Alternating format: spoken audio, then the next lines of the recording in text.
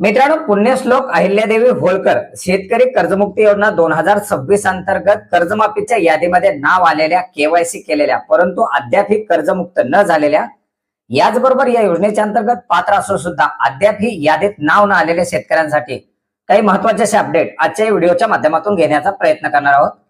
मित्रांनो, ज्या शेतकऱ्यांची केवायसी झालेली आहे अशा शेतकऱ्यांच्या खात्यामध्ये सोमवारपासून त्यांच्या कर्ज खात्यात जी काही कर्जमाफीची रक्कम आहे ती येणं आवश्यक होतं आणि तशा प्रकारे निधीची उपलब्धता देखील करण्यात आलेली होती. परंतु गेल्या 5 दिवसापासून काही तांत्रिक कारणास्तव या कर्जमाफीच्या जी काही खाती आहेत त्या खात्यामध्ये ती कर्जमाफीची रक्कम देण्यात आलेली नव्हती आणि वारंवार सहकार मंत्र्यांच्या माध्यमातून याच्यामध्ये काही एरर असल्याची माहिती दिली जात होती. अखेर महायुतीच्या माध्यमातून ते एरर काढण्यात आलेले, त्याच्या संदर्भातील जो डेटा सरकारला द्यायचा आहे तो देण्यात आलेला आहे आणि आता कुठल्याही क्षणी सरकारच्या माध्यमातून याचा एक कार्यक्रम नियोजित करून या कर्जमाफीची जी रक्कम आहे ती कर्ज खात्यामध्ये वितरित करण्याचा कार्यक्रम केला जाऊ शकतो. याची अधिकृत अशी माहिती आता सहकार विभागाच्या माध्यमातून दिली जाईल. मित्रांनो, याचबरोबर या योजनेच्या अंतर्गत शेतकरी प्रतीक्षेत आहेत, ज्याची 10 तारखेपासून पुढील प्रक्रिया सुरू केली जाईल असं सांगण्यात येत होतं. परंतु त्याच्या प्रक्रिया सुद्धा आता शासनाच्या माध्यमातून सुरू करण्याच्या हालचाली सुरू करण्यात आलेल्या आहेत.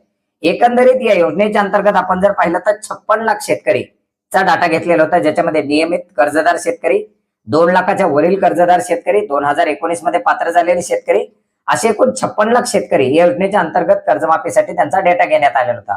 ज्याच्यापैकी 23,63,000 शेतकरी हे नियमित कर्जदार शेतकरी आहेत, ज्यांना प्रोत्साहनपर अनुदान दिले जाणार आहे. याच्या व्यतिरिक्त जर आपण पाहिलं तर 32,37,000पेक्षा जास्त कर्जदार शेतकरी हे 2 लाखाच्या आतील आणि 2 लाखाच्या वरील कर्जदार शेतकरी येतात, ज्याच्यापैकी जवळजवळ 3,69,000 शेतकरी हे ओटीएस साठी म्हणजे त्यांची 2 लाखापेक्षा जास्त कर्ज आहेत असे शेतकरी येतात. अशा शेतकऱ्यांची ओटीएस प्रक्रिया देखील सुरू केली जाणार आहे आणि याच्या उर्वरित राहिलेले जे काही शेतकरी येतात अशा जवळजवळ 15,42,000पेक्षा जास्त शेतकऱ्यांची आता पुढील यादी प्रकाशित केली जाऊ शकते.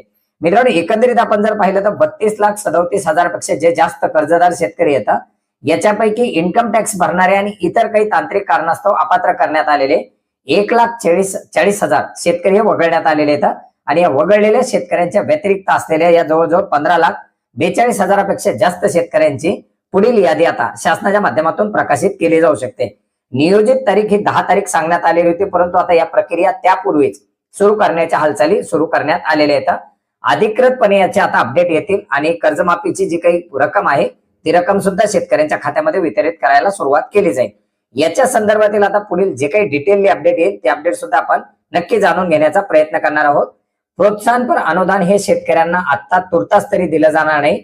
या कर्जमाफीच्या केवायसीच्या प्रक्रिया वगैरे सर्व पूर्ण पार पडल्यानंतरच रेग्युलर कर्जदाराच्या प्रक्रिया पार पाडल्या जाणार आहेत. त्याच्या संदर्भातील अपडेट सहकार मंत्र्याच्या माध्यमातून देण्यात आलेले, त्याला आणखीन खूप विलंब लागणार आहे आणि ओटीएस मध्ये आता जे काही शेतकरी पात्र होतील किंवा ज्या शेतकऱ्यांना ओटीएस घ्यायचे, जे रक्कम भरायला सुरू करतील त्यांची ओटीएस ची प्रक्रिया 31 मार्च 2027 पर्यंत पार पाडली जाणार आहे.